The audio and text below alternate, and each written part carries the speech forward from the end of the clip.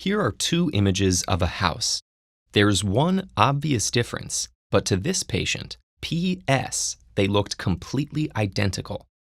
PS had suffered a stroke that damaged the right side of her brain, leaving her unaware of everything on her left side. But though she could discern no difference between the houses, when researchers asked her which she would prefer to live in, she chose the house that wasn't burning.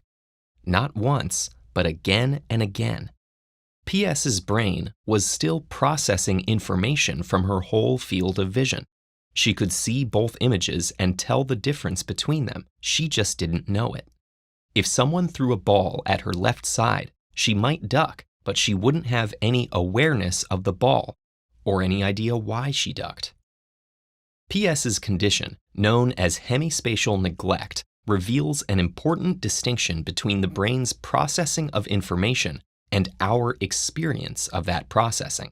That experience is what we call consciousness. We are conscious of both the external world and our internal selves. We are aware of an image in much the same way we are aware of ourselves looking at an image, or our inner thoughts and emotions. But where does consciousness come from? Scientists, theologians, and philosophers have been trying to get to the bottom of this question for centuries, without reaching any consensus. One recent theory is that consciousness is the brain's imperfect picture of its own activity. To understand this theory, it helps to have a clear idea of one important way the brain processes information from our senses. Based on sensory input, it builds models, which are continuously updating simplified descriptions of objects and events in the world. Everything we know is based on these models. They never capture every detail of the things they describe, just enough for the brain to determine appropriate responses. For instance, one model built deep into the visual system codes white light as brightness without color. In reality, white light includes wavelengths that correspond to all the different colors we can see. Our perception of white light is wrong and oversimplified, but good enough for us to function. Likewise, the brain's model of the physical body keeps track of the configuration of our limbs, but not of individual cells or even muscles, because that level of information isn't needed to plan movement. If it didn't have the model keeping track of the body's size, shape, and how it is moving at any moment, we would quickly injure ourselves.